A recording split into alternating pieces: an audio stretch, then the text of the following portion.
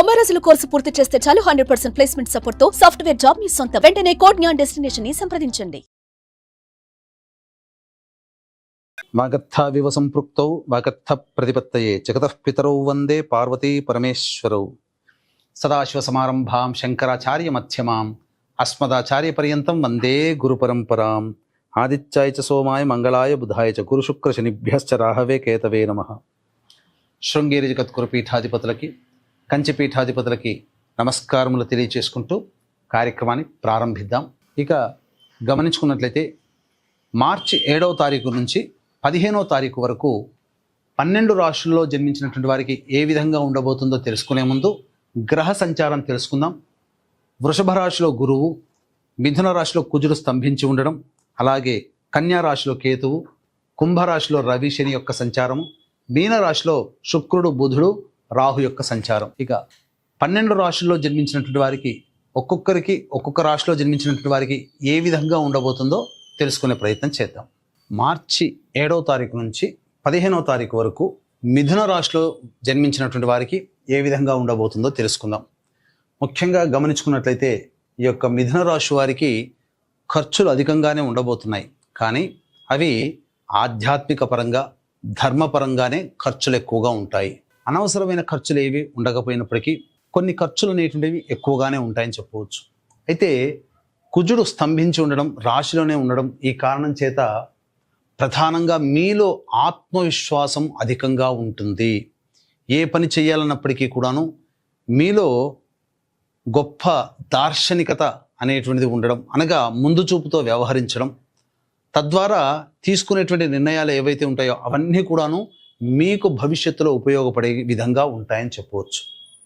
అయితే ప్రధానంగా రవి శని యొక్క ప్రభావము 9వ స్థానంలో ఉండడం, ఈ కారణం చేత కొంత ఇబ్బందికర పరిస్థితులు, అన్ని అవకాశాలు దగ్గరదా వచ్చి వెనక్కి వెళ్ళిపోవడం అనేటువంటిది జరగబోతాయి. తద్వారా మీరు ఏ పని చేయాలన్నా ఎంతో ఆసక్తిగా ఉన్నప్పటికీ కూడాను తుది వరకు ఫలితాన్ని పొందలేనటువంటి పరిస్థితి ఈ యొక్క మిథున రాశిలో జన్మించినటువంటి వారికి ఉండబోతుంది.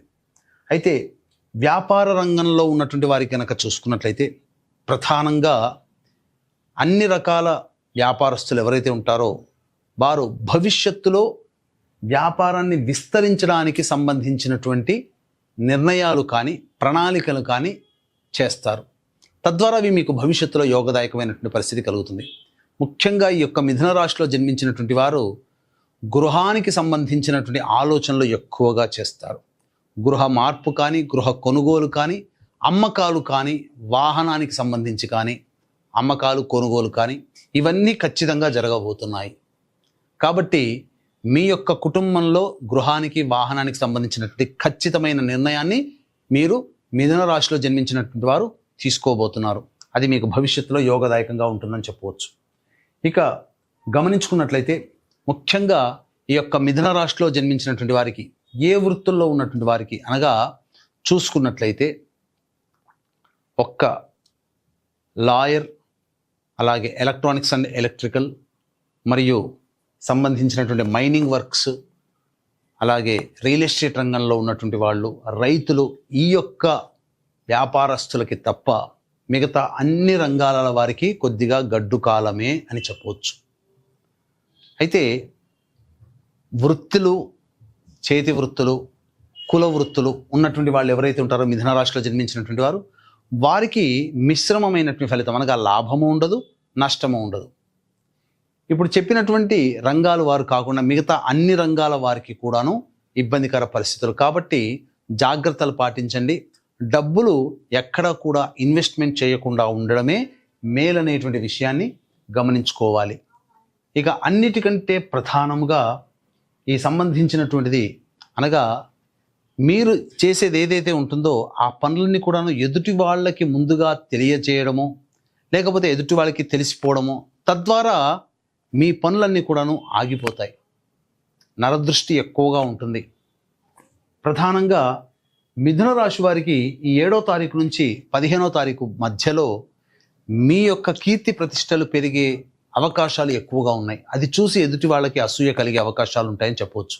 ఇవి ఓవరాల్గా ఈ మిథున రాశిలో జన్మించినటువంటి వారికి ప్రధానంగా వచ్చేటువంటి ఫలితాలు ఈ 7వ తారీఖు నుంచి 15వ తారీఖు వరకు.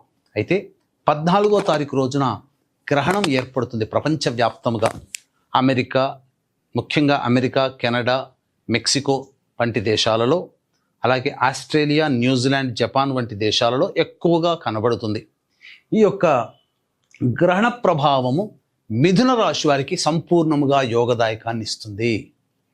ఈ గ్రహణ ప్రభావం వల్ల కొన్ని మార్పులు చేర్పులు మిథున రాశి వారికి భవిష్యత్తులో ఎక్కువగా ఉండబోతున్నాయని చెప్పవచ్చు. అయితే ఇవన్నీ కూడాను గ్రహాల యొక్క స్థితిగతులను బట్టి మనం చెప్పగలిగేటువంటి ఫలితాలు. అయితే ప్రతి 2 రోజులకు ఒకసారి చంద్రుని యొక్క మార్పు కూడా ఉంటుంది. తద్వారా కొన్ని ఇబ్బందికర పరిస్థితులు ఆయా రోజుల్లో ఏ విధంగా ఉండబోతుంది గ్రహాల యొక్క స్థితిగతులను బట్టి. కాబట్టి క్లుప్తంగా తెలియజేసుకునే ప్రయత్నం చేద్దాం. 7వ తారీఖు రోజున ప్రధానంగా మానసికమైనటువంటి అశాంతి నెలకొని ఉంటుంది. ఖర్చులు అధికంగా ఉంటాయి. అయితే పుణ్యక్షేత్ర సందర్శనం చేసే అవకాశం ఎక్కువగా ఉంటుంది. పెద్దల యొక్క ఆశీర్వచనం తీసుకోవడం వల్ల ఆ 7వ తారీఖు రోజున వచ్చినటువంటి సమస్యల నుంచి బయటపడవచ్చు. ముఖ్యంగా ఈ 7వ తారీఖు రోజున ఖర్చులు కూడా అధికంగా ఉంటాయని చెప్పవచ్చు.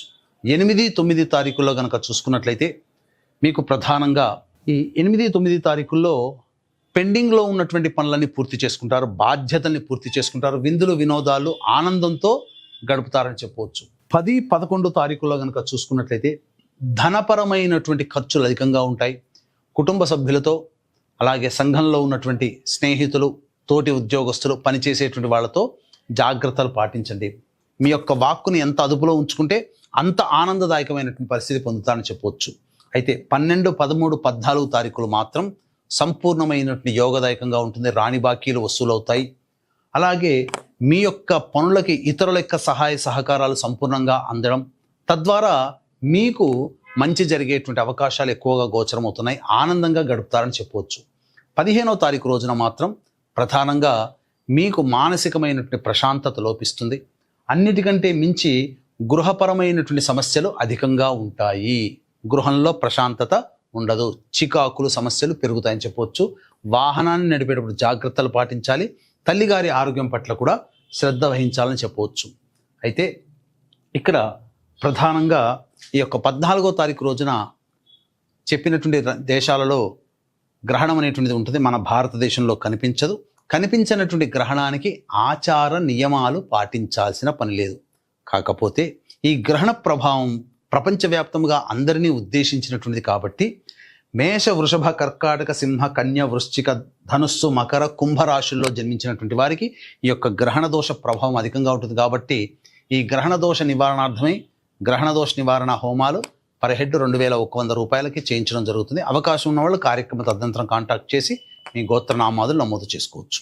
ఈ యొక్క మిథున రాశిలో జన్మించినటువంటి వారు ప్రతిరోజు కూడా సూర్యుడికి నమస్కారం, సూర్యాష్టకం 6 సార్లు పారాయణం చేయడం, ఇక అవకాశం దొరికినప్పుడల్లా శివాలయానికి చేరుకొని అర్చన జరిపించుకున్నట్లయితే చాలా మటుకు ఈ 7వ తారీఖు నుంచి 15వ తారీఖు వరకు మధ్య ఉన్నటువంటి రోజుల్లో సమస్యలు తీరుతాయి.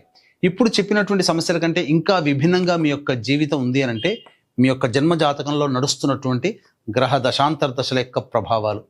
కావున దగ్గరలోని మంచి ఉపాసనా పరులైనటువంటి జ్యోతిష్యులను సంప్రదించి వారి సలహాలు, సూచనలు కనుక పాటించినట్లయితే మరింత మెరుగైనటువంటి జీవితాన్ని పొందుతారని తెలియచేయవచ్చు. సర్వం శ్రీ ఉమామహేశ్వర పరబ్రహ్మార్పణమస్తు.